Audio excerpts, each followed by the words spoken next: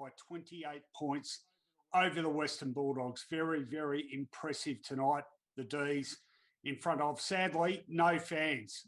Plenty of action though, and we are here to discuss the game, to take your questions and comments, and to talk about anything you'd like to talk about on the football agenda, and plenty of happenings going on in the footy world. Of course, fixtures being moved left, right and centre in this very uncertain week here in Melbourne.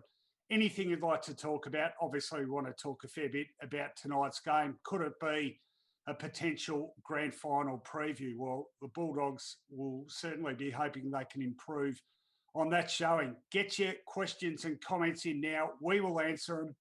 And we is myself and my Footyology Final Siren co-host, Mark Fine. What'd you make of it, Finey? Oh, I don't know if it was the lack of crowd, RoCo, or the fact that Melbourne just organised themselves so well that the Bulldogs never got a toehold in the game. But it didn't really feel like first versus second to me. It was very much one team on their, on their game plan, executing as they wanted, and another team off their tucker. Yeah, I agree. And I've been sitting here since it finished trying to decide to what extent either possibility was the case. Look, certainly Melbourne's pressure on the Bulldogs tonight was fantastic, and I thought their use of the football was a lot better. I thought the Bulldogs just looked flat from the word go, though. And I know a few Bulldog fans were pointing out on Twitter last year's first round behind locked doors at Marvel, they were similarly flat. So do they need a crowd more than the Demons do? Who knows? But that's something we can discuss as well.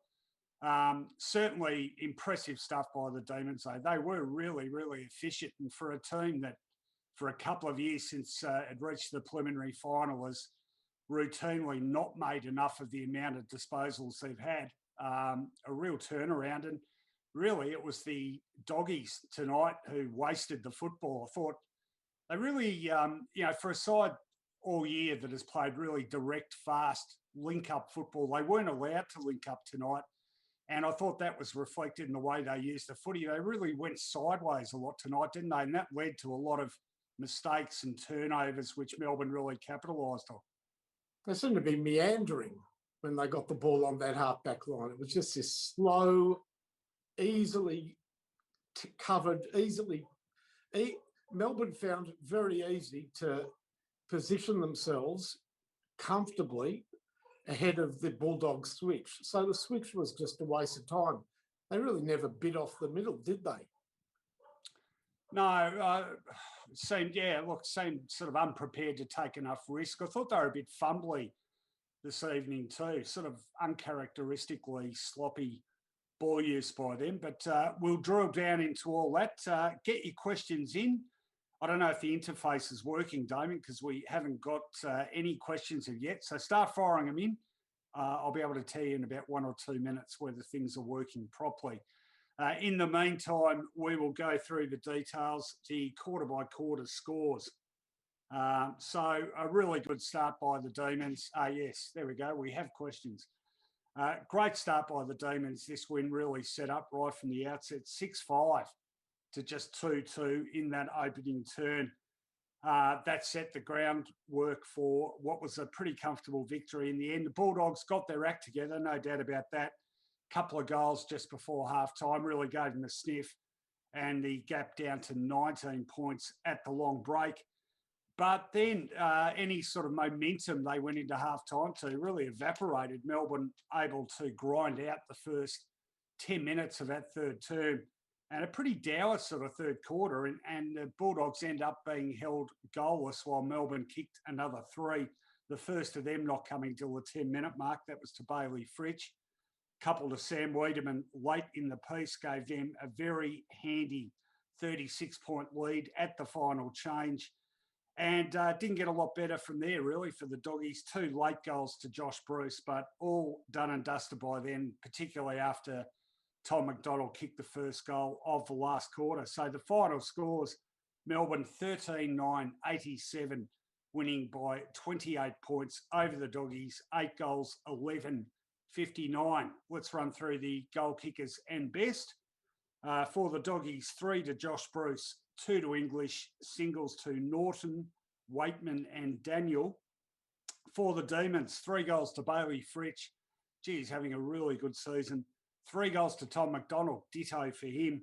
2 to Wiedemann and singles to Harms, Petrarca, Jordan, Gawn and Pickett. Your best, Finey, for the Doggies, you went with McRae, Crozier, Bontempelli, English, Hunter and Daniel. And for Melbourne, you went with Oliver, Fritsch, Lever, great game in defence, Gawn, Spargo and Petrarca. Now, I've got to say, Finey, I don't often take issue, well, I never take issue with your best, but I am going to point out one, I thought, glaring omission tonight from your best, a Melbourne player. Do you know who I'm talking about? McDonald? No, I thought James Harms was Harms was very good. Really put the clamps on Tom Liberatore. In fact, I meant to take note of how many disposals Liberatore finished with because it was well down on his usual output. 16 for him. Harms ended up with 20 odd in 23, as a matter of fact. Kicked the first goal of the game as well. I thought he was sensational. No, you're right. Yeah, he deserved to be in. Hard to leave any of those out, but he certainly deserved. I felt Spargo was really lively the whole game. Yeah, no, I agree. I'm happy with that one. Yeah, I really like Spargo's game. So maybe, you know what, maybe Petrarca misses out tonight.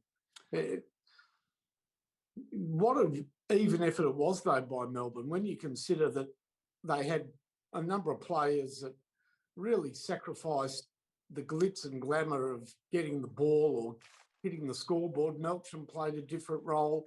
Hunt was very defensive and worked hard to keep small forwards quiet. Look, I just thought that they were so disciplined all night. They deserve favouritism. They are the best team in the competition at the moment. Let the others work out how to undo them. But they are the best going around at the moment, right?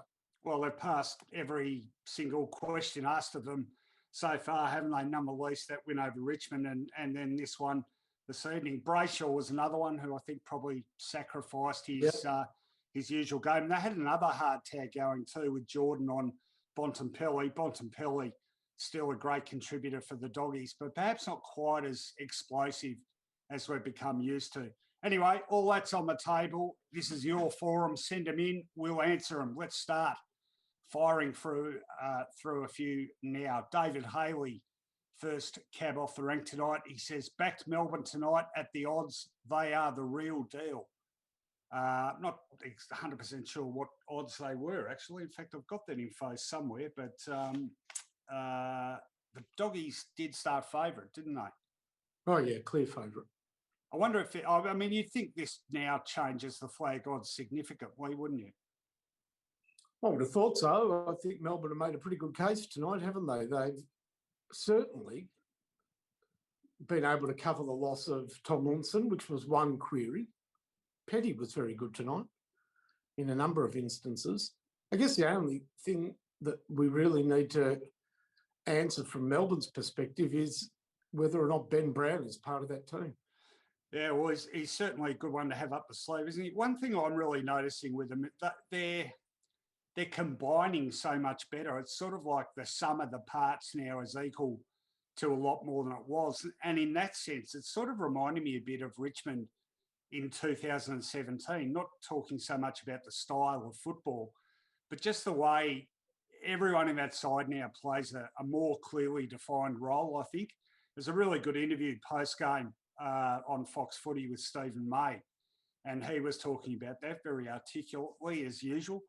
And that's something they've really focused on. And the key plank of that, of course, has been his partnership with Jake Lever down back. They have been absolutely outstanding, but it's them in conjunction with the rebound that they get from the likes of Salem and Hunt.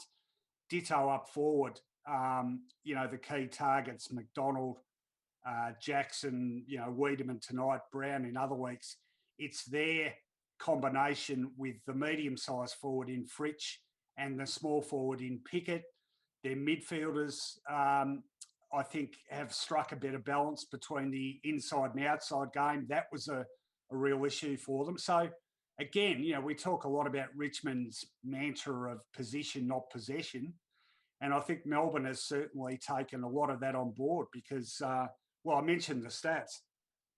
Just to give you an idea, and not for a moment saying that possession is all in footy, but it helps. But the Western Bulldogs tonight had 54 more disposals than the Demons. They had 6 more inside 50s. They had more clearances. They had more uncontested possession, 75 more uncontested possession, more tackles, and more tackles inside 50. If you looked at those sort of indicators, you'd think, well, geez, they probably won the game. Melbourne, however, certainly won the clinches. They had 21 more contested disposals. That efficiency up forward reflected in 16 marks inside the 50 compared to the Bulldogs' 11. Contested marks 15-6. Max Gawn dominant in the ruck as well, 38 hit-outs to 26. So they didn't win as much of the footy, but they certainly used it a lot better and a lot more directly. And that pressure they were able to apply on the Bulldogs when the Bulldogs had the football, really a key to that, I think. Rowan, it's now clear the fix is in for the Bulldogs. They are susceptible down back when the ball is in the air. Alex Keith seemed to be incapable of getting body on opponents when the ball was put up into the goal square area. He's gone backwards in my estimation in the last month a bit. And really, they lost their handle on a few, Fricks a couple of times and then Wiedemann, and they are certainly found wanting in that part of the ground. Yeah, Zane Cordy's another one who, I wax and wane a little bit on him, gave away a pretty needless free kick tonight. The thing I noticed about Alex Keith, who was on Tom McDonald, he just a couple of goals McDonald kicked in the second quarter. Yeah, he was quite loose on him. He allowed McDonald to get too far away from him. So I just wonder. I mean, look, they've only lost 2 games. Let's not sort of sound the alarm bells yet. But I wonder if that defence did continue to be an issue to efficiently delivered opposition inside 50s, whether they would think about throwing Aaron Norton back again. It's interesting because Josh Bruce had one of those. It's funny, Bruce has ended up with 3 goals, hasn't he? But he was pretty invisible, I thought, tonight. Well, he and Wiedemann had 1 possession each, I reckon, halfway through the third quarter. Wiedemann's quick brace settled the argument, and Bruce came late with a couple of, 3 sort of personal salvation, but not much for the team. No, they were classic. Well, the last 2 were classic junk time goals, weren't they? Yeah. All right, Tim Dole says Melbourne are reaping the rewards of building a quality defence. There's a bit that Richo and Williams have done there as well to help Goodwin, it seems. Well, that was another thing Stephen May was talking about, Mark Williams, the emphasis he's put on their defence and the value he's put in those, 1%er type acts on the field, spoils and chases and applying pressure. And that's what I'm getting at. There's a real greater cohesion about the way that whole side is playing, isn't there? And it's quite obvious. And I must say that defence has looked physically more capable of withstanding the onslaught with Hibberd back in the team. He's just a strong unit, isn't he? He is. And he's a good combination of, negating and rebound. And even the guys they have who are the rebounders are happy enough to defend, and he's a good example of that. But in combination with Lever and May, I think he and Hunt and Salem, it's a really good backline and really playing as a unit. Polish Plum says, "How good are the Dogs really?" Well, I think they're pretty good. I think they had a bad night, no question about that. Could they, did last week lull them into a false sense of security? You'd like to think not, but last week in retrospect probably wasn't the sort of tune-up that they needed for a game of this stature, I reckon. I mean, that's one possibility. I think the other possibility was, as you pointed out, as crazy as it seems, which team could ignite and play their best football without a crowd? And it just seemed that the Bulldogs were so flat that the lack of crowd had an influence on them. I'm not saying that as an absolute certainty. The other thing is Adam Treloar's been a great player for them this season. The ball coming out of the middle, they've known that they've had some real outside dash and capable hands with Treloar. So he's a real loss. Obviously, we still don't have Dunkley in the team. Yeah, and it does stretch it a little bit. That wonderful midfield of theirs has been diluted a bit, hasn't it? Yeah, well, strange as it sounds, yeah, it has. And, I mean, their depth numerically is pretty phenomenal, but you did really notice the absence of Treloar tonight. And I also thought, like Bontempelli, he's ended up with 30. No doubt he was one of their best handful of players, but it wasn't the same sort of destructive Bontempelli we've seen in other games this season. Bailey Smith ended up with 27 disposals, but I didn't feel like he really exerted a significant presence on the game. And speaking about that pressure, I think some of their best ball users, I thought, were strangely sloppy with it tonight. Bailey Dale, for example, I mean, now he's given him great drive off halfback. He turned it over in costly fashion a couple of times. I think one led to a goal. Caleb Daniel, another good ball user, he turned it over coming out of defence. I think that cost him a goal as well. Now, most of that was due to Melbourne pressure, but it got to the stage, I think, where there was actually a bit of inferred pressure. Some of these guys were sort of feeling heat that wasn't necessarily there. Just on the crowd, I agree with you. I mean, it's a really intangible thing. It's hard to sort of put a quantity figure on, but they did seem flat tonight. Look, some guys need the atmosphere to G them up, and do they need more of it than the Melbourne guys? Well, there's no reason why they should, but we all have different things that sort of push our buttons, don't we? And maybe they've got a few more of those guys than the Demons have. There is one player in the Bulldogs side, Rowan, that is oddly positioned at the moment. And whilst they were winning and winning easily, it didn't really matter. But I wonder against top opposition whether or not Johannesson belongs on the half-forward flank. He's struggling, isn't he? I mean, he has the odd okay game, but the ones I've noticed more this year, he's been quiet. Just having a look at what he ended up with tonight. Yeah, 8 disposals tonight. That would be one of his lowest returns for a long time, I suspect. And it strikes me as though they've been pretty harsh on Mitch Wallace, really. He did them great service last year in a number of games. And if you're going to have a permanent forward, who would you take, Wallace or Johannesson? Oh, well, Wallace performed really well in that role last year, didn't he? As a defensive forward who was able to also hit the scoreboard. So, I mentioned the tackles inside 50 and they had 12 of them to 6. But again, I felt like the ball was sort of coming out of there pretty easily tonight. In fact, is there one Bulldog player tonight you'd say had played to the level we've come to expect of him this season? I'd probably say no. I mean, McRae's output's pretty consistent, but not really. Certainly nobody seemed to me, none of their players seemed to me to be on top of their, if not direct opponent, then controlling their part of the ground particularly well. Maybe, Crazier had a pretty good game. Yeah, well, he got plenty of it too. 26 for him. Hunter, 26. A quietish 26. McRae's ended up with 36, but as he's prone to do on occasion, not a particularly damaging 36, if you like, compared to, say, Oliver's 32, for example. All right, come on, guys. How good is he going? Say it again. Oliver. How good is he playing? He's having an incredible season.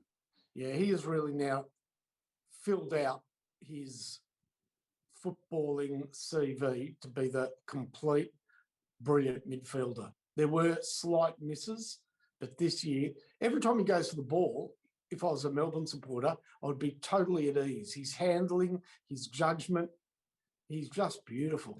I think I don't know, I'd be interested to see his uncontested possession rate this year compared to other seasons, because I seem to be noticing him more, sort of bursting clear rather than just be that inside guy distributing.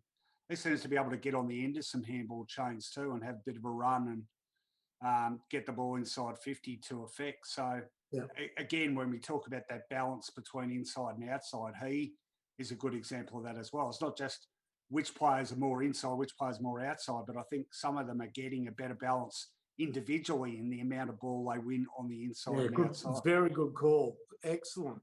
Their improvement on the outside has actually come from within, hasn't it? But yeah, that's true, Rowan. And people might go scurrying looking for, is it Jordan? Is it Rivers? They play roles. Actually, Rivers played a great defensive role tonight. But you're right. It's how the current midfield has improved their ability to become more outside.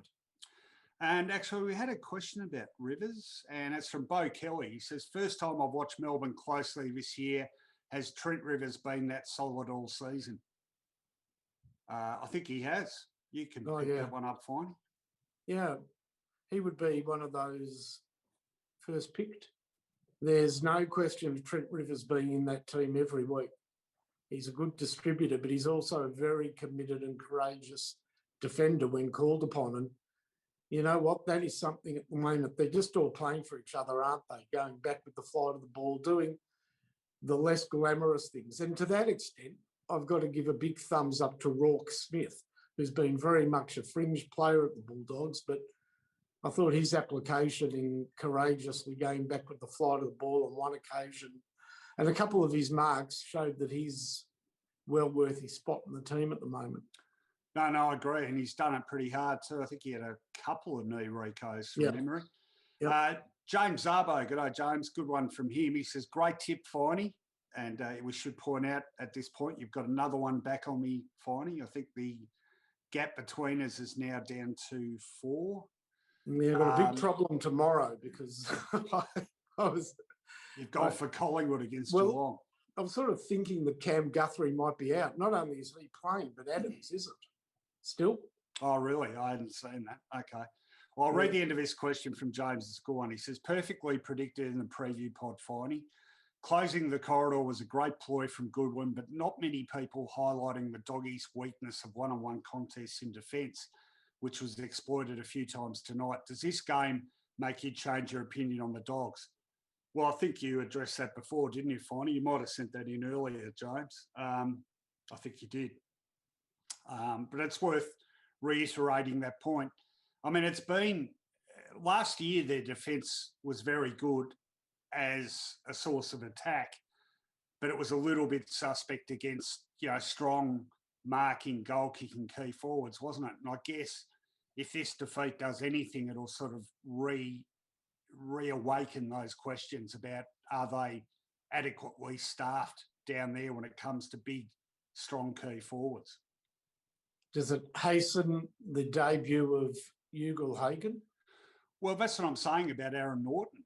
I mean, it might get to a point where they simply have to throw Norton back and Ugle-Hagan comes in as a key forward. It's a pretty handy option to have up your sleeve, but I mean, a lot depends on who you're playing, doesn't it? But I'm just trying to think who's still on their agenda. They haven't played Geelong yet. So, is Hawkins, he's a problem in that regard.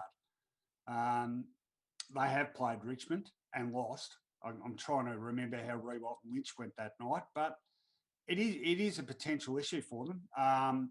They did beat West Coast, of course. So, look, I mean, to be fair, West Coast, it doesn't get more stocked with height and strength in their forward line, and they did manage to beat them, only just. But it's food for thought for Luke Beveridge, no doubt about that.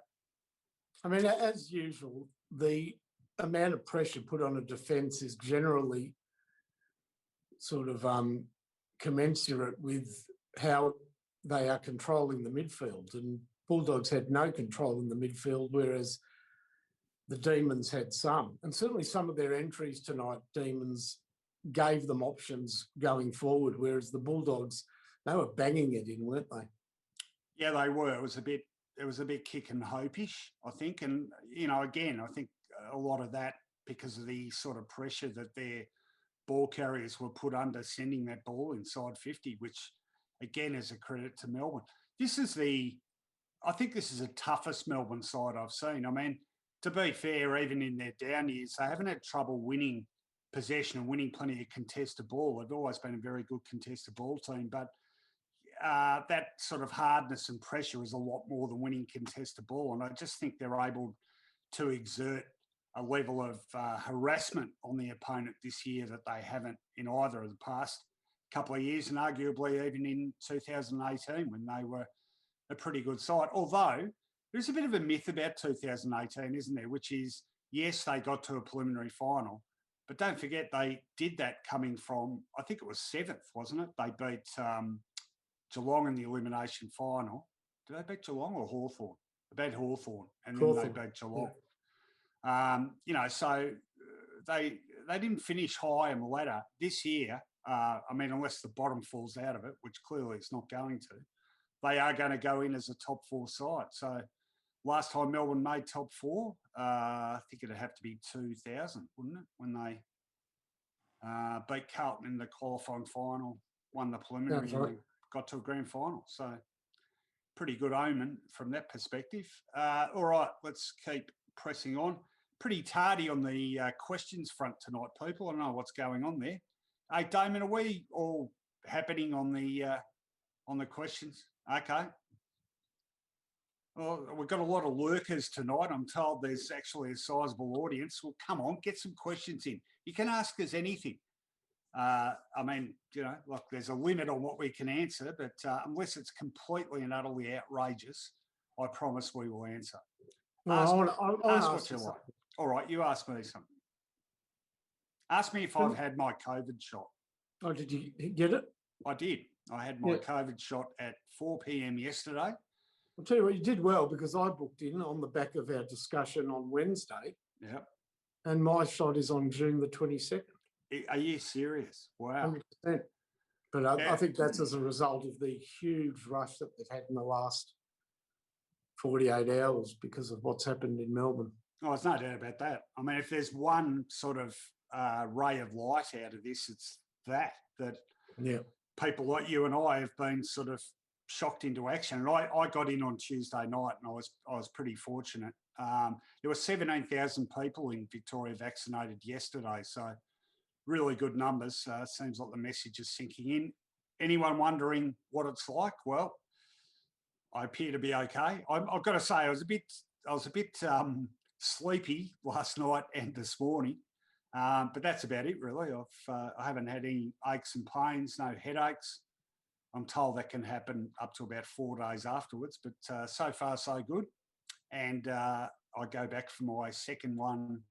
It's a fair wait actually, 12 weeks, but I'm at least halfway through the process. So get out there and get your shots, people. If you're over 40, that is the limit now. And like Finey says, you might have a bit of trouble getting through, but well worth having done. All right, Andrew Green says, he wants to talk about Mitch Wallace. Spot on, Finey, exactly what I was thinking. What does Mitch Wallace have to do? Do we know what his VFL form's been like? I must say I'm a bit oblivious to that. Yeah, I don't think it's been sort of standout brilliant, but really a player like that should be judged more on what he has produced at AFL level, which is pretty good. Anyhow, we'll wait and see. They've been winning, so this result might throw up for Luke Beveridge the question of change more than recent results. Tonight really, to me, put a spotlight, I reckon, on the underrated nature of the wingman in the current game. I mean, so much football is not played down the corridor. The corridor is really the attacking option when time's running out or the turnover. When you turn the ball over, you can open up the corridor. But otherwise, teams do tend to come down either wing. without Treloar, the Bulldogs looked far less potent.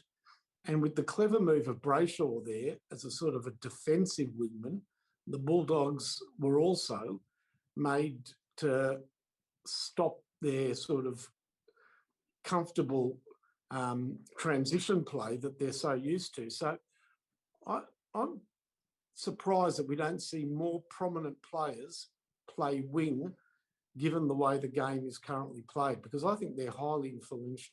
No, I think you're right. I think they've made a big comeback. I mean, the one sort of exception to that, and for a long period of time, he seemed to be virtually the only specialist guy in that position, I reckon, was Andrew Gaff. But one bloke we should definitely mention in this regard, and you're spot on about Brayshaw tonight, but I mean, Ed Langdon, how he has got to be one of the best pickups from another club that we've seen an AFL club make in years. He's made an enormous difference to Melbourne. And again, that outside stuff, he just offers them so much run and carry and helps them transition between defence and attack. He has been fantastic for Melbourne. And he was pretty good for Fremantle too. But I must say, he didn't ever seem to exert the same influence over that Fremantle side that he has on this Melbourne side. His problem at Fremantle wasn't getting the ball, but he seemed to be a fairly lax user of the ball. That is no longer the case. But he's very safe overhead. He's a really sure-handed footballer. And, you know, he actually came off at the end of the game. Tom Sparrow came on for 5 minutes. I hope it's very much a minor or precautionary measure, because he's had a wonderful season. And, of course, I like the way he and Hunt, before the game, must stand in front of a mirror and dress each other. Well, the Bobbsy twins. Yeah, you know, we'll both wear long sleeves. We'll both have a headband or whatever they're called in modern parlance, and we'll make sure our hair flows the same way, and let's just confuse people, because they certainly confuse the commentators on a regular basis, and I can understand why. Not hard to do. No. Is it a headband or an Alice band? I think. Yeah, I'm saying it's got a better name than a headband. Somewhere in between. Paul Quiros agrees with us. He says Ed Langdon is the premier wingman in the competition. Absolute two-way running machine and does the hard stuff. Agreed. Robert Rice, good one from Robert. Do you think Stephen Martin being out of a side injured is undersold? Key position player with lots of experience who helps out Tim English. Absolutely. You know, what did you make of Tim English's comeback? Look, I had him in the best players, and on numbers, he was a contributor, but I just was concerned when they did a close-up of him in the forward line, this sort of vacant look in his eyes. I don't know. I was a bit worried about Tim tonight, in a way. The post-concussion. Just he's when there was a close-up on him, I thought, gee, that, you know, he's not looking like somebody with the steely resolve of an AFL footballer. But he's not. I mean, he's not known for his animated countenance on the field. I know, but I just felt that there was some reservations. You know, he's been 4 weeks off with concussion, not for the first time in his career. I hope it's not playing on him. But then again, he played all right. He did, but I think Robert makes a good point in that, you know, had Martin been there tonight, when English went forward, Gawn would still have been doing it very tough in a physical sense in the ruck. Whereas, and, you know, this is no knock on Jordan Sweet. I mean, he's only played a handful of games, hasn't he? But it was almost like Gawn got a bit of respite when English went off the ball because, you know, and I mean, Melbourne won the hit-outs pretty decisively in the end. Only just won the centre bounce clearances, and Doggies won the clearances overall. Again, a lot of the key stats tonight you'd look at without having seen the game and think, geez, the Dogs must have won this or been pretty close. But I thought they were, in fact, I thought at the end the scoreboard probably flattered them. You know, I didn't feel like they really threatened much at all in the second half. And I mean, the scoreboard says that, doesn't it? In fact, 4-2 in the second half. We had 15 goals kicked in the first half and just 6 in the second half. It was a pretty dour sort of game, wasn't it, from two sides who we're sort of used to watching play a more flowing, attacking brand of football. I hope that's not always going to be the case when two attacking sides come together. The result is a sort of a checkmate, you know. Yeah, it was not. At no point was there any excitement in the contest, and I just need to sort of counter the fact that there was no crowd there, and factor that in, and decide still that it was a pretty lame game of football, even factoring that in. There was a lot of non-contact shimmying around, certainly by the Bulldogs. Yeah, look, the more I think about it, maybe it's just us as well, but the not having the crowd just takes so much away from it, doesn't it? Absolutely. And we've got 2 more games this weekend in which that'll be the case, haven't we? St Kilda, North Melbourne, and Collingwood, Geelong.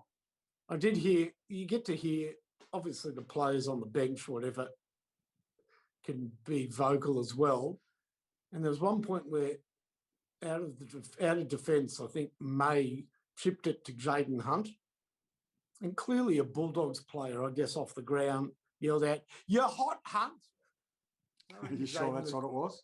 Yeah. And I reckon, just implying there was some pressure on him, which there wasn't. And I doubt Jaden Hunt's teammates call him Hunt. I don't know what his nickname is. But, you call him Hunty or Jay, whatever, You call the opposition just by their surname. "You're hot, Hunt." Yeah. That's funny. Can I, just on that thing about nicknames, it did cross my mind tonight. Is James Brayshaw allowed to call any player by his proper name? Does he not? Oh, Jakey Lever, and I'm trying to think of what's another one that lends itself to putting an E on the end or shortening the surname. The Bont. Yeah, he does like that assumed familiarity. It's one of my pet hates.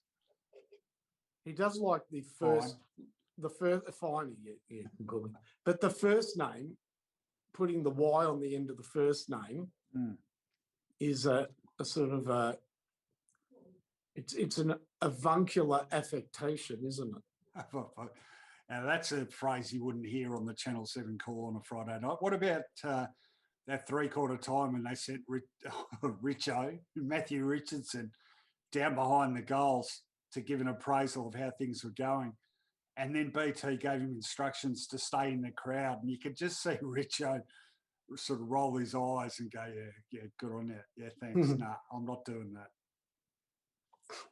Now, in fact, I was waiting for Matthew Richardson to comment on the choice of music tonight on the telecast, because the Channel 7 Friday night music guy was in fine form tonight. We had a bit of Tool early on. We had Remedy by the Black Crows. I think we had some Deftones. And then at our last break, we had a belter from Alice in Chains. So one of the highlights of last season, in fact, in all those lockdown games, was the Channel 7 Friday night music guy. More power to you. Now, we are often very harsh on BT, but he was spot on one thing. What was that? That Gawn got a mark or a free kick, and he picked up the ball. The umpire just called play on, and poor old Maxi torpedoed it into the fence, like the worst kick of the night. Why did the umpire call play on as soon as he picked the ball up? It was ridiculous. Well, speaking about umpiring, and again, I don't like going on about it, but I've never seen, I reckon the last probably 2 or 3 weeks, I've never seen so many obvious holding the ball decisions not paid. There are guys being swung around like in 3 revolutions. There are guys being tackled after having prior opportunity and just letting go of it, and it's not paid. I don't know what's going on there, whether it's an overcorrection or whatever, but good tackles really aren't being rewarded at the moment, I feel. What do you think?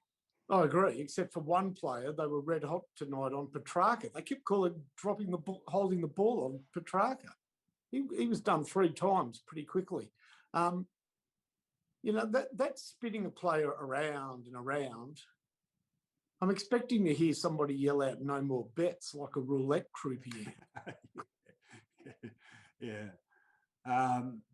There's been some erratic umpiring this year, I've got to say.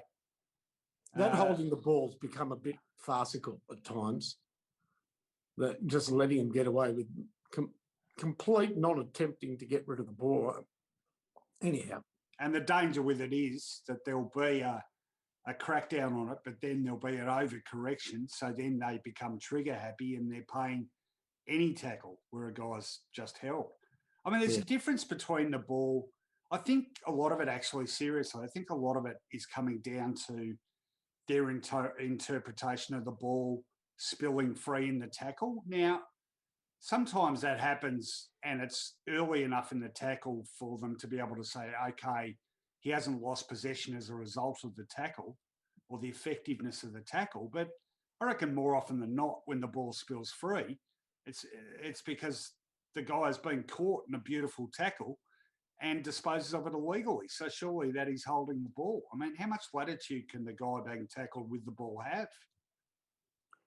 The fact is that the umpires need to be aware of the fact that players will not release the ball unless they are very confident of hitting a teammate. Now, that's not an option that should be available to somebody. You have to release the ball once you're tackled. Bad luck if you can't get it to a teammate. And the umpires are playing too often into the coach's hands, into the game strategy hand of not allowing the ball to become 50-50 because coaches hate turnovers. So they encourage players to hang on to the ball and get a ball up rather than release it with the risk of it being turned over. But once you're tackled, you've got to get rid of it, mate. Yeah, no, agreed. DJ North asks, is Tom McDonald the most improved player in the competition this year? Well, only from the perspective of he was the most, in the last couple of years, he'd become sort of the most, what's the opposite to improved? Unimproved? Well, he was playing like this 3 years ago, wasn't he? 2018, yeah. I think he's playing better now than he was then. But you're right, yeah. I mean, he fell off the radar, didn't he? And then, they were keen to or happy to trade him and they couldn't get any takers. Actually, it's a good question though.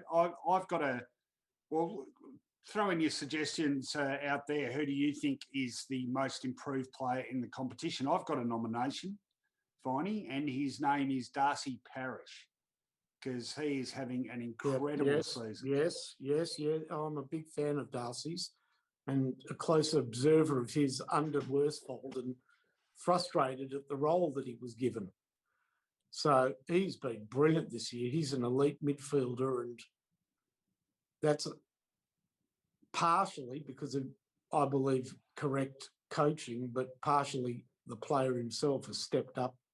Who else have we got in that category? Yeah, well, I'm just trying to think off the top of my head. I guess Bailey Dale might be a contender. Not so flash tonight, but I think he's been really good for the Doggies all year, hasn't he? Yeah, I mean, let's go through the teams. Have Adelaide had any? Taylor Walker, probably. Maybe no one else. Fogarty's improved. What about at Brisbane? Well, they've certainly had some players, I think. I think McCluggage, even though it has been a clear, graph of improvement every year, I think he's burst through this year, even above and beyond, but no better than Parish, but just he's been fantastic. I don't think you're allowed to call him McCluggage now because I saw an AFL video tonight and it was Clugger or something. So I feel the same way about Sam Walsh. I know people Walshy. Yeah, but I really feel Sam Walsh this year has hit the elite in a spectacular way, and I might not have been as fulsome of praise for him previously, but I certainly understand how good he is now. So I think he's up there. Now, we've got some good nominations coming in. Dion Stennard, Nick Hind. He's been a terrific pickup for the Bombers. Yep. Robert says Sam Taylor from GWS. Shame he got injured. Yep. Good one from Austin Phillips on Adelaide too. Ben Keys. Yep. Oh, he's been great. He has been great. Yeah. I mean, he's had that in his game, but he's just become, I think mainly because Crouch isn't there, he's become really their number one ball winner, hasn't he? How about not as devastating a player, but to hold a senior position close at Geelong? Yeah, no, he's sort of become their leading small forward, hasn't he? Jared Healy's a big fan of his. Keeps talking about him on the couch. Another one from Paul. He says Jake Lever copped so much crap when he signed for 800,000 and Mediz gave up 2 first rounders. But you'd have to say right now he's the most influential backline interception general in the comp. He's very vocal and directs very much like Luke Hodge. No, he's outstanding. He's having an outstanding year, isn't he? Fair call. Fair call. Yep. I mean, did he? I guess he copped some crap, didn't he, from Adelaide people primarily? But did people doubt that it was a wise pickup from Melbourne? Only perhaps. Why would they get him and May when they had McDonald and Frost? So I think it was more when they picked up May on the back of picking up Lever, didn't they? Because they were a year apart. Pretty sure they were a year apart. Lever went there in 18 and I think May, correct me if I'm wrong, I think May went there a year later in 19. And then Lever missed almost a year, didn't he? Or a year? Yeah, no, he played a bit of that first year and then did a knee. Yeah. And then May had his issues. And so that is a big factor, isn't it? They really, despite the fact they've each been there a few years, they hadn't really played much footy together. And it takes some time to sort of get that understanding of each other's football, really, doesn't it? When you're playing as key position players, particularly. I mean, I think Rewalt and Lynch managed to do it pretty quickly, but it's not always an instant gel, you know. Like Hipwood and Danaher, they have to do that now. It seems to be working better and better for them as the weeks go on. Now, I have my player who I think is most improved. Okay, who is it? Sean Darcy. Oh, yeah, good call. Yeah, no, very good call. Baby Huey. At the moment, he's unbeatable. He's just ferocious. Have a look at his numbers. He gets, like, possession-wise, he gets, like, midfielders' numbers, and he gets 45 hit-outs a week in 28 possessions or something. It's off the scale. Do you think a guy that big and intimidating physically should have as babyish a face as he has? Yeah, it's a funny look, isn't it? Yeah. Come on, people. I don't know what's going on with the questions tonight. Normally we have twice as many questions as this, so fire them in. Look, ask anything. Doesn't even have to be footy at this stage of the game. We're prepared to take anything. Music. No, perhaps let's not talk politics. No. Get enough crap about that on social media. Thanks very much. But put it on the agenda. We'll have a crack at answering. I want to run this by you, Finey. Did you? I shouldn't. Baby Huey. Yeah, I know, James. That's what I call it, Baby Huey. I'm setting myself up for a punch to the jaw here. Did you read my piece on St Kilda, Finey? No, I didn't. Thanks. But I will. I'd always grab, whenever you tell me to read it, it won't be nice though. I've read so much bad stuff about them. I hate it. Oh, it's not. I mean, I did qualify it by saying I'm not prepared yet to say they can't turn things around. But it's starting to remind me more and more of Brisbane 10 years ago when they picked up that big clutch of players from other clubs. And I think the quality of players St Kilda has picked up is better, but there's more of them. And here's the thing. I reckon when we've seen clubs recruit via the trade table, players from other clubs, you know, in reasonable numbers, it's tended to be a side that was already established as a decent side. It's tended to be over a period of years, not just 2. And St Kilda now has 12 players on the books from other clubs, all of whom have come in the last 2 years. So Hawthorn, for example, okay? Hawthorn picked up Burgoyne and David Hale as early as 2010, or Hale might have been a bit later. They got Gunston in 11. And then they got 4 over about a 4-year period. They got McAvoy in 14. They got Frawley in 15. Another one, name's escaping me, but another 2 players in 212 and 213. But most importantly, they were coming into a list where there was already very good leadership and leaders who made sure that these guys who came in towed the line. Same at Geelong.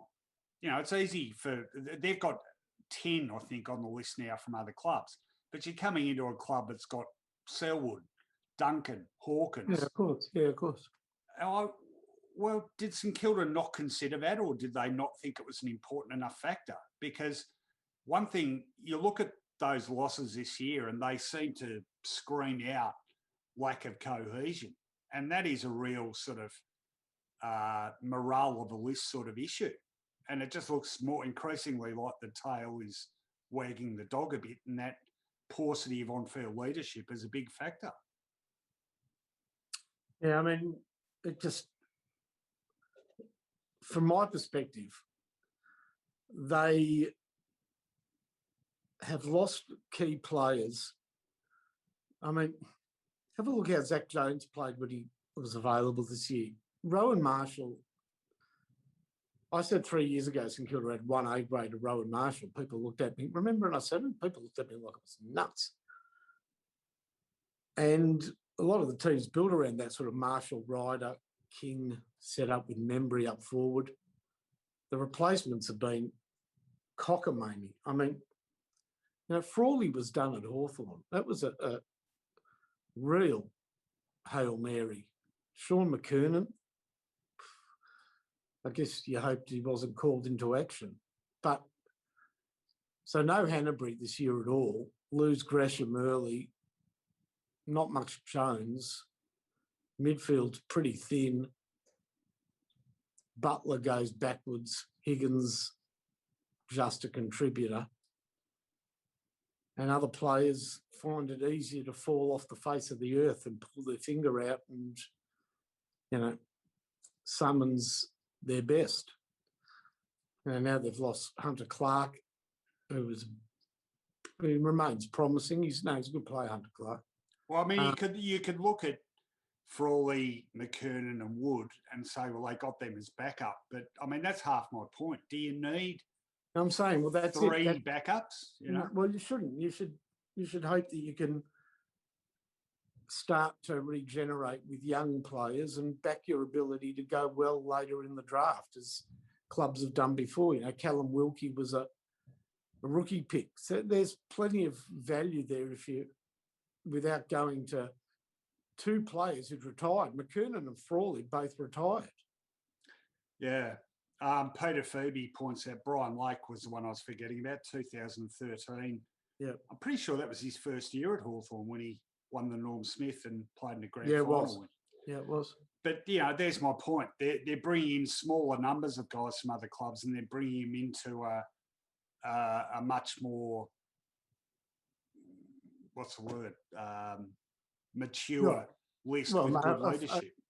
A far more advanced list. Look, there is always going to be, unless you have secured a player from a club, a star that club doesn't want to lose, there's always going to be a limit on how much you can get out of a player that you've traded for. Clubs, it's too hard to get gold. St Kilda got it with Jack Steele, but otherwise there are limits, and we are seeing the reasons why now. We're seeing why Richmond sort of persisted with Arts and not Higgins, or, why Butler was able to leave the club, why Dougal Howard was not in the Port Adelaide team. In his last year, he played in the Sandful at times. He's a good player generally, Dougal Howard, but he does drop his head and loses focus. And that. All right. Well, hang on. Let me ask you this question, though, because it just occurred to me as you were mentioning the names. we were last year when St Kilda had a really good year, we were very positive about the performances of and the strategy and the wisdom of bringing in Ryder, Howard, Butler, Jones, and who's the other one? Hill, right? The only one of them that didn't have a really good season was Hill, and he was serviceable. So why did it work last year and now we're looking at it and saying, gee, it was a big risk that seems to have backfired? What's the difference? Well, because Zach Jones has only played 2 games.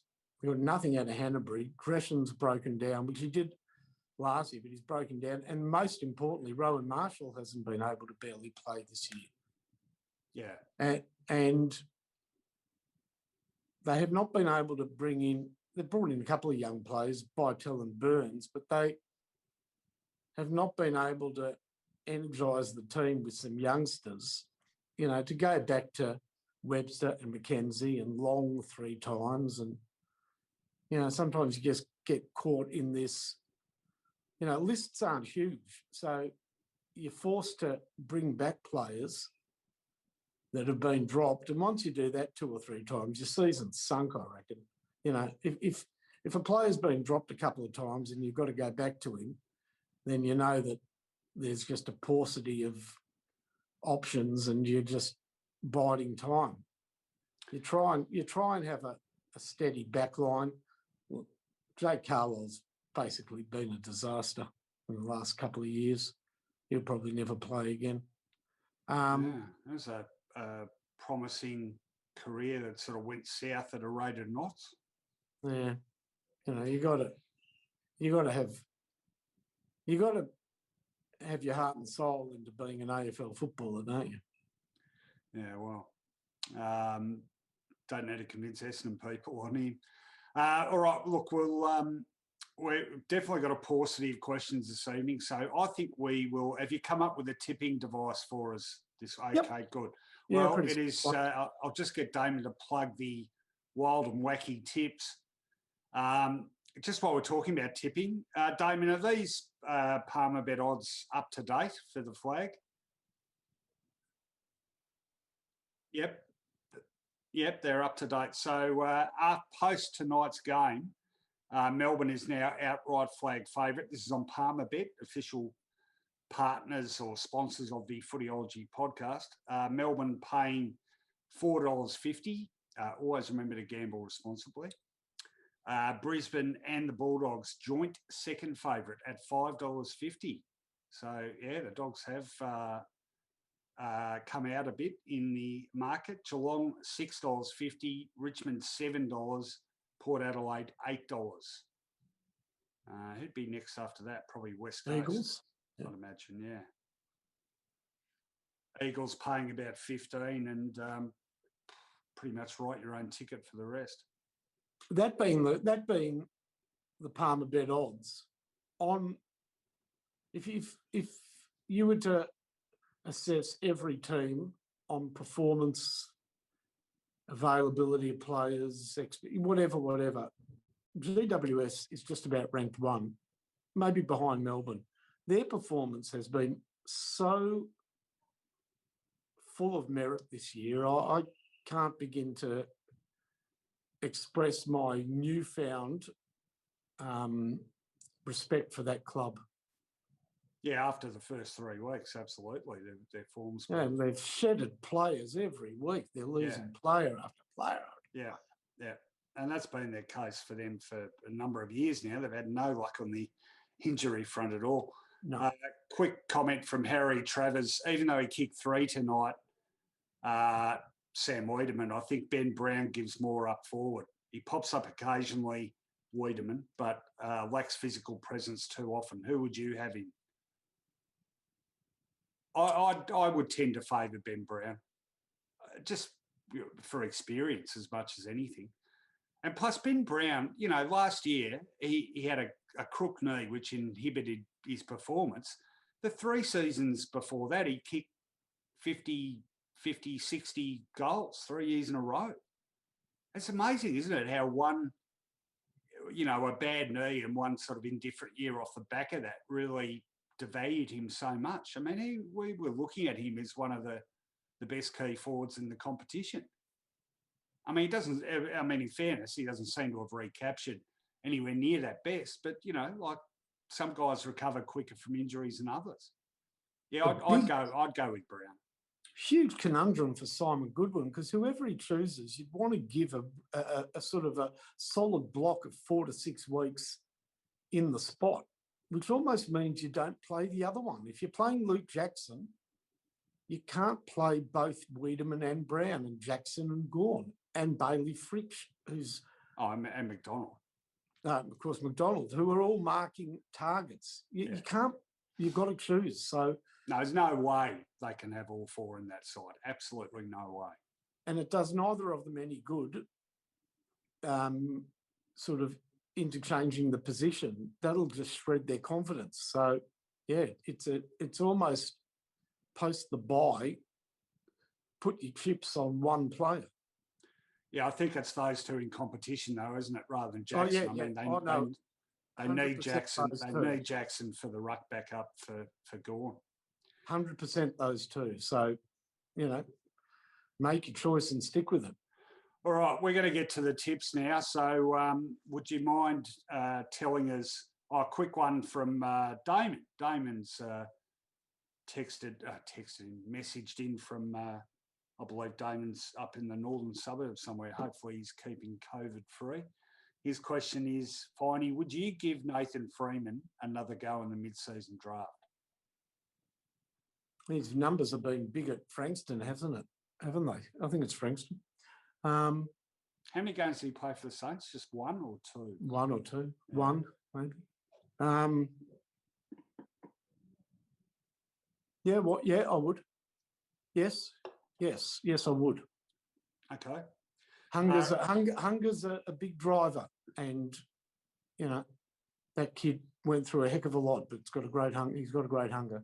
I think we might have some technical issues. So Ronnie Isco, good friend of the show, has just sent in, I would say your question box is not working properly. I've sent 4 questions and none mentioned. Well, this is the first one I've seen, Ron, so there might be some issues. We'll get our technical team onto it, i.e. I'll be sitting up till 4 a.m. trying to work out what the hell was going on. Anyway, what is our tipping device, Finey? How are we announcing our tips for the remainder of round 11? You'll hate it. Great. Name a celebrity supporter for the club you're tipping. Okay. All right, there you go. Celebrity supporters of the clubs we are tipping. Harper, good to see you, Harper. He says, same here. Well, that's good. At least we know we've got some issues and it's not just no one can be stuffed asking questions. We seem to have had people watching. All right, anyway, we'll apologies to that, people. Keep trying. If you've got any suggestions, celebrities who support the club, the game that we're tipping on. I've just got to call up my trusty AFL app, which refreshes on you every 2 seconds. And here we go. So the first game on Saturday, it is at the crowd-free MCG at 1:45 p.m. It is Collingwood taking on Geelong. All right, you can go first for this one, Finey. Rob Lowe. Yeah, very good. Pretty tenuous, but... remember, right. He was in the crowd. I do remember that. They got a pic of him in the rooms. And no doubt Eddie organised that one. Mm-hmm. You could almost have Eddie Maguire, couldn't you? I'm going with, I've got several candidates right off the top of my head, but I am going with Leroy Jones says Ian Botham. Who does he barrack for? I'm going for Daryl Summers. Yeah, famous. But I could have gone with Dennis Walter. I could have gone with... Dennis Walter. He's a celebrity. Does carols by candlelight every year. What about Rebecca Madden? Is she a celebrity? Finey doesn't know who Rebecca Madden is. I know who Rebecca Madden is. I think she's Geelong's #1 ticket holder. Good friend of the show, Rebecca. I know she tunes in sometimes. Oh, a good one from Robert. Steve Brax, former Premier. Which actually makes me think of another one. Rob Hulse, former Victorian Attorney General. Big Cats. I don't think politicians are celebrities personally, but anyhow. Okay. All right. So Finey going with Collingwood there. Brave tip, that one. And I am going with the Cats. This will test us. 2:10 p.m. Saturday at the Gabba. It is Brisbane taking on GWS. I can't go politicians. I know you're thinking of. That's my choice. Rudd. Yeah. He looked ridiculous in that picture. I know Bert Newton Barry for Fitzroy. Yeah, I don't know about Fitzroy counting. Okay. How about well, somebody had their photo taken in a Brisbane jumper of note. Geez, there's not that many. Brisbane, let me think. I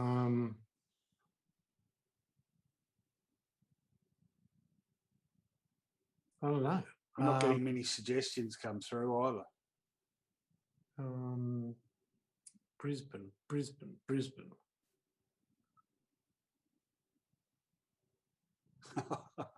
Yeah. All right, I'm going to go with this one. I don't know if it counts. Tim's thrown this up. Paul Cronin, otherwise known as Dave Sullivan, of course, the Brisbane Bears' initial CEO, I believe.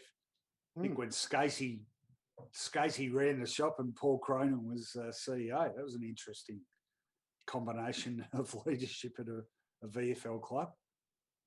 Robert Rice reckons Greg Norman. Yeah, but didn't he vote for Richmond, Greg Norman? Barracks at Donald Trump, doesn't he? James Terrell has thrown up Gil Tucker of Cop Shop fame. Yeah, he was a Fitzroy supporter. Roy Baker, yeah. Oh, all right. Well, we're struggling here, so let's throw in Fitzroy people. All right, so I'll go Bert Newton. All right. Oh, Moonface. How's he going? He had his foot amputated. Well, actually, a leg. Oh, a whole leg. Yeah, but he was on TV last night. He's apparently recuperating. Well, his leg wasn't. No. All right. Okay, so we're both going for Brisbane there. Next game is the twilight game at Marvel Stadium. It's the big clash of 14th against 18th, both sides in red-hot form at the moment. Of course, North Melbourne coming off a 72-point defeat and St Kilda off a 111-point defeat. You can go first on this one, Finey. And by the way, you can go to that game. There's no restrictions. They're just not expecting anybody to want to buy a ticket. So, we've got a good one actually, a good late contender for Brisbane. Ray Charles. Yeah, that's who had a jumper, I think, a Brisbane 1998. Yeah, they told him it was. No, I was going to do that. All right, go on. I'll go for El McPherson. Oh, yes, Tim Dole agrees with you. Dion Stannard has, in fact, nominated Mark Fine. Yeah, good. All right. Oh, God. Okay. There's heaps of them, isn't there? Molly Meldrum. No, that's easy enough, isn't it? Could have gone with the late Michael Gudinski. Who else could we have gone with there? Oh, Eric Banner, of course. Michael Klin. I don't know why I'm about to say this, but DD Dunleavy, does she count?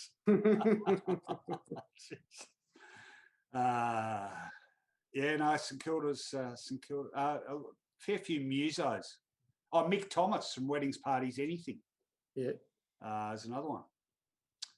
All right, so we're both going for St Kilda. Hypothetically, if we were tipping north, who could we have gone with there? Trevor Marmalade? Johnny Farnham? Actually, I've got a good North Melbourne one. And I know this because I sat next to her adult. No, go on. Huh? You're going to go Tim Rogers, aren't you? Well, I could have said Tim Rogers, but I actually didn't think of him immediately. I sat at a North Melbourne lunch one day. I sat next to Sigrid Thornton, keen North Melbourne supporter. Mm. Shane Warne, of course, St Kilda. How could we forget? Ricky Ponting, North Melbourne. Very good. Tony Basil apparently appeared in the countdown wearing St Kilda colours. Would have had nothing to do with Molly, of course. Well, she sang that song, "Oh, Mickey, You're So Fine." It would have been Mickey Roberts, wouldn't it? Of course, had to be. Mm-hmm. I don't know. Whenever anyone mentions Countdown now, all I can think of is Molly Meldrum with a drawn-on moustache playing a piano accordion as Joe Dolce sang "Shut Up Your Face." Oh. Bob Ansett, of course, he was chairman of North Melbourne. North Melbourne. Yeah. I was Paul Liddy, Sigrid Thornton, knew that one as well. All right, let's move on. So that is Saturday twilight. I've got a good one for St Kilda. Yeah, go on. Vi Greenhalgh.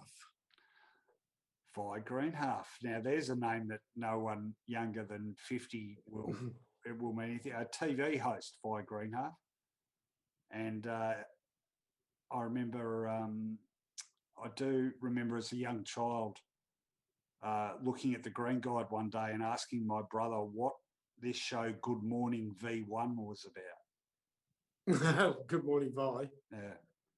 It's like when I first read, I don't know what, this is embarrassing.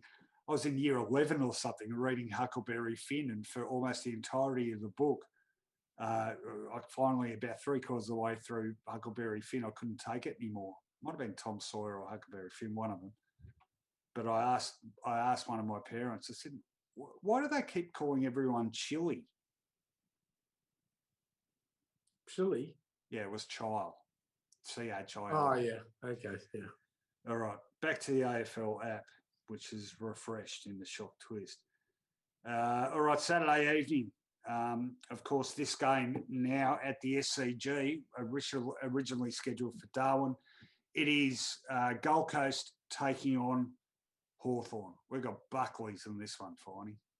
Mick Fanning. He barracks the Gold Coast, does he? Yep. All right. No, I got donuts. In fact, I can't even name a Gold Coast supporter, let alone a celebrity Gold Coast supporter. I can't. Hang on. Snoop Dogg, I'm told, Snoop Dogg has been pictured in a Gold Coast jumper. Of course, he was so completely off his face, he had no idea what he was wearing. Have you seen a video of one of those parties Snoop Dogg has? I don't know, were they a popular thing? But I saw one once, and it was just ridiculous. That you weren't invited. Well, I wish I had been.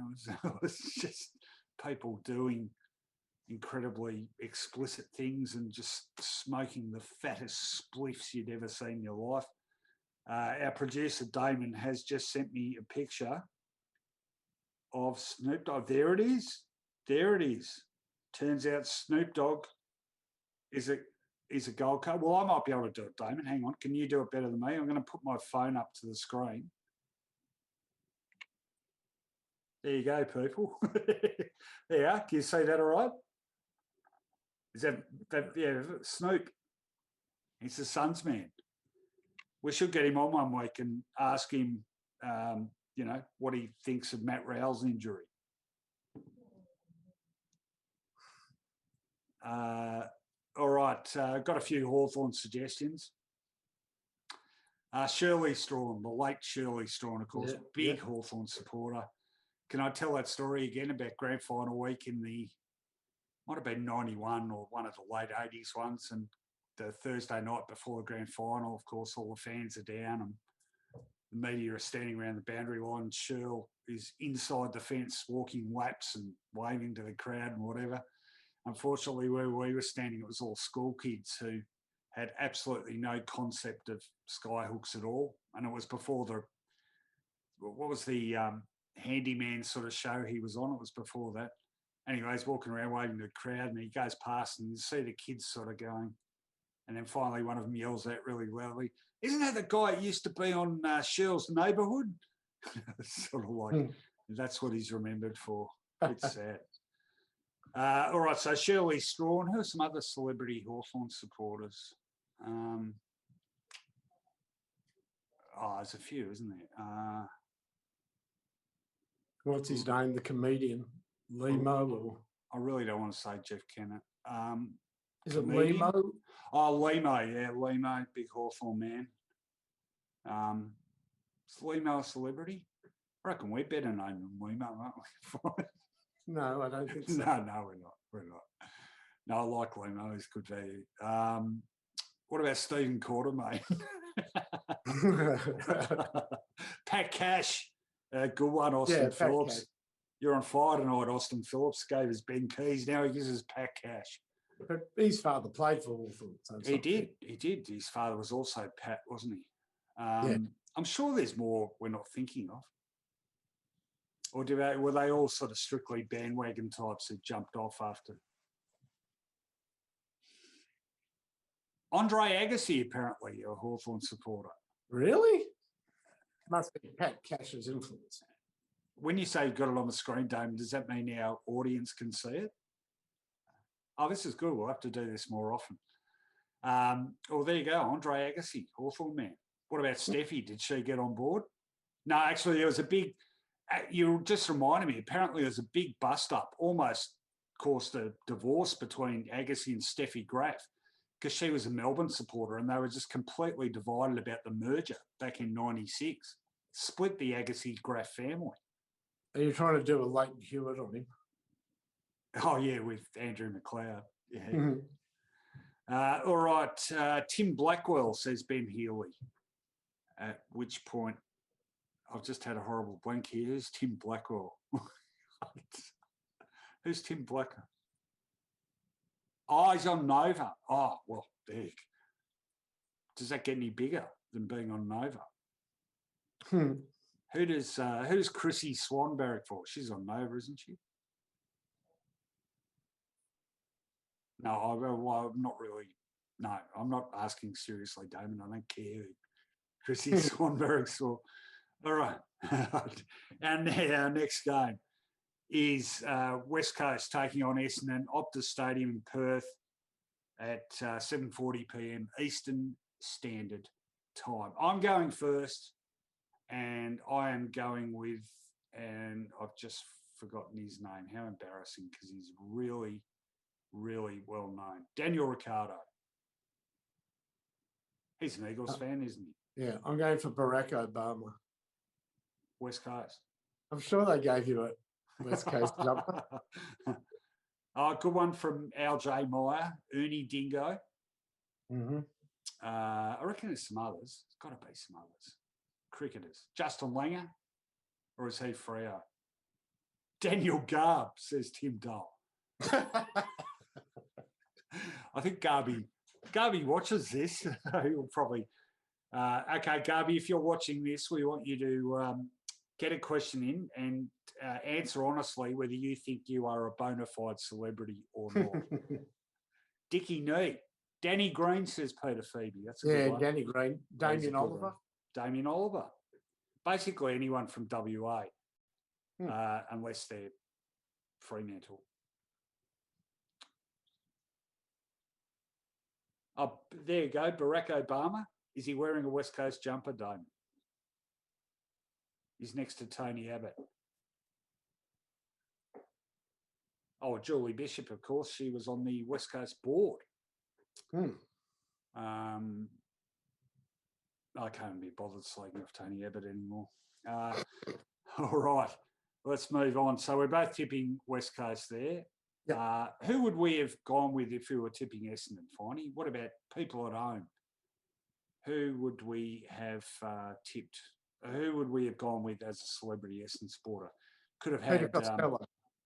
Peter Costello. Could have had the late Andrew Peacock. Passed away recently. Other Essendon. Oh, what about that chef? Who's that fancy chef that loves Essendon? Yeah, I've forgotten his name. What about Nick? Giannopoulos. Oh, okay. You know, Wog's out of work and... Yeah. Oh, Andrew Bogut. You love him. Nope. Andrew Bogut, my mate from Twitter. I saw Campbell Brown tweeted something particularly stupid tonight with Shock Twist. Yeah.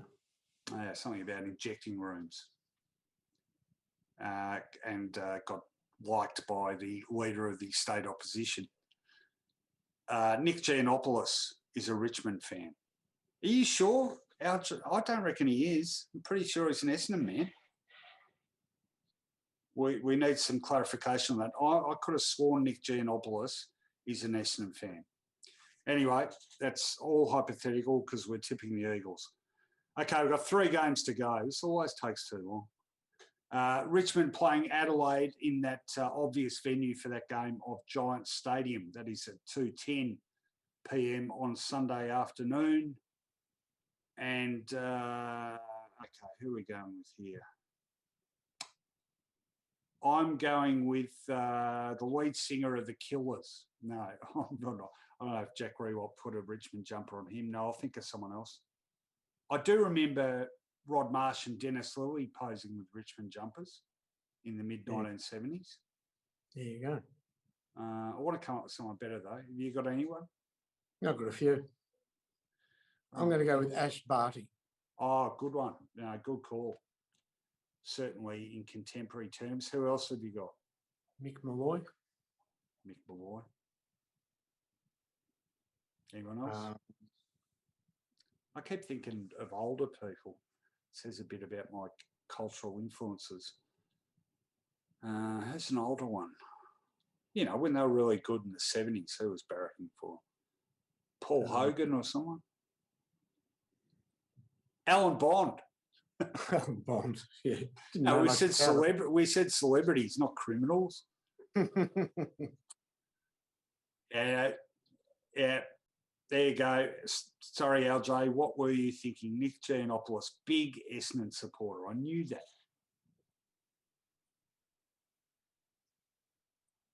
There you go. Want a correction from you, LJ? I've got a good St Kilda one. So Zelman Cowan was a big St Kilda supporter. Is that right? Okay. Big St Kilda supporter.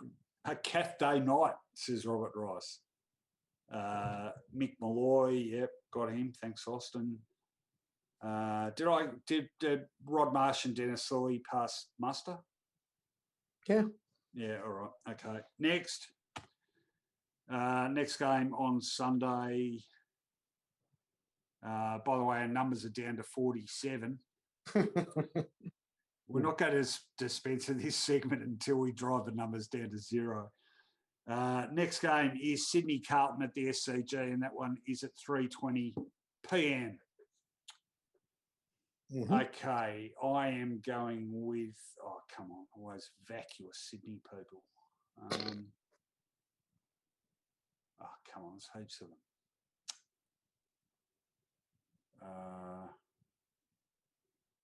Geez, I'm struggling.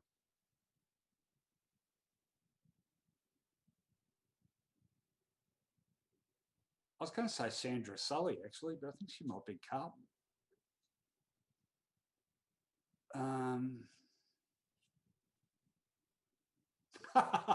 Great suggestion from Dion Stennard. That is a ripper. Oh, yes, Waleed Ali, of course. Richmond, another good one from Tim. Come on. What was the nomination from Stennard? Well, it's a Carlton one. Were you going to tip Carlton? No, I'm tipping Sydney. All right. Well, Dion Stennard's suggestion is Agnetha Feltskog. Do you know who that is? That's Anna from ABBA. Yeah, from ABBA.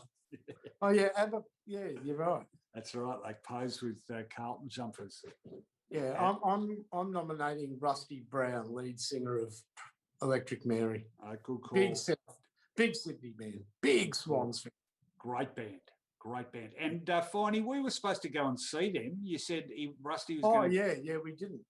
What happened? Yeah, I don't know. Okay. I'll find out next time they're on. That worked out well. All right, I still haven't got anyone. All right, okay, yeah, all right. Thanks to Tim Dole, I'm going with either Adam Spencer or Tony Squires. Oh, my God. Geez, we're struggling, aren't we? I reckon we're better known than Tony Squires, aren't we, Finey? No, he's good, Tony Squires. Is he? Yeah. Okay. What's he doing on Fox Sports? I don't know. Oh, there you go. As soon as I said we're going to drive our audience down, the numbers went up.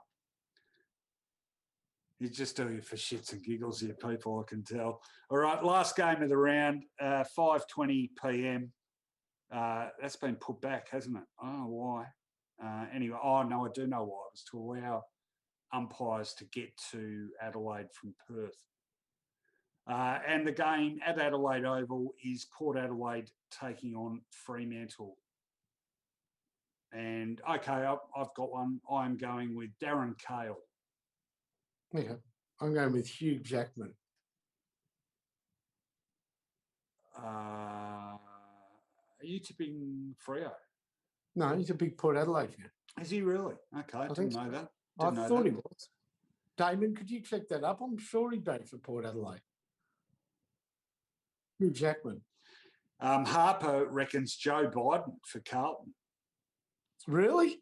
Well, actually, it's stretching it a bit, but I was at the MCG the day he visited for that Carlton game. Yeah, he was a guest. And he fell asleep. What's that? He fell asleep? No, but what happened was the security was so ridiculous that, like, it just, I think David Schwartz, who was on the commentary team, rolled up late for the game because, you know, there was about 10 security checks you had to go through. That's right. Yeah, Mason Cox got him along. Hugh Jackman, big Port Adelaide fan. LJ's back in form. He's got a good... Who could we have for Fremantle, Finey? Rove McAnus. Correct. Cousin of Sean, I think. Is that right? Yeah, yeah. Robert Rice reckons Shaquille O'Neal for Freo. I love those ones. And Harry Travers reckons Natalie Portman for the D's. What's that about? Yeah, what is that about? You have to elaborate on that, Harry. Jason Momoa is a Port supporter. Who? Yeah, that's what I said. Who's Jason Momoa? Oh, it's a bloke who played Aquaman. Still no good. Who's Aquaman? No, it's one of those Marvel franchise things. How many of those bloody films are there? I get so tired of my son saying to me, "Oh, you know, Aquaman 58 comes out this year." Peter Phoebe is not. What was that? I watched my first Godzilla movie and I liked it. Yeah. I don't know. I just can't get into it. Called Shin Godzilla. Okay, it was all right, was it? Yeah. I'm almost at the end of season 5 of The Sopranos. How's that going for you? Yeah, good. It's not on the same level I don't reckon it's on the same level as Breaking Bad or The Wire. Yeah. Oh, damn. You've seen Breaking Bad, haven't you? Yeah. Yeah. And have you seen The Wire? No. Oh, you got to see The Wire. No, don't get me wrong. I really like it. It's good, but I reckon Breaking Bad was a fair bit better. All right, that's enough. We're done. What about Kim Beazley? Fremantle. Fremantle? Yeah, well, that was his electorate from memory. Brad Hogg. Anyone else? The Dugeites? Who'd they barrack for? All right, that's enough. All right, thanks for your company, everyone. Sorry about the technical issues. I don't know what happened, but we're going to whip our producer until he comes up with a suitable explanation. We'll be doing that remotely. Oh, it's Twitter. Oh, there you go. Twitter is... Periscope's had some issues. All right. Okay, well, apologies about that. Anyway, thanks for hanging in there. We didn't quite manage to drive our audience down to 0, so I don't know what the rest of you are doing. Get a life is the lesson out of that. No, we're grateful for your patronage. Thanks very much. We'll join you again Sunday evening for the wrap-up of round 11. And we'll do this all again next Friday night. What's on next Friday night? Just quickly, someone tell me, please. I'm looking it up. Next Friday night, Melbourne and Brisbane. And that is supposed to be in Darwin, but who knows where the hell it's going to be. Anyway, that'll be the game, and it'll be another cracking game too. Very informed teams. So look forward to that one. We'll see you on Sunday evening, or we'll not hear you, we'll talk to you. You'll hear us. Jump on Patreon, become an official Footyology patron for $7 Australian a month. And big shout out to all our sponsors. They know who they are. We won't name them tonight. Anyway, have a good weekend, everyone. Stay safe if you're in Melbourne. And if you're over 40, go and get vaccinated. We've all got to do our bit, so do yours. And on that public health announcement, we'll say a very good night.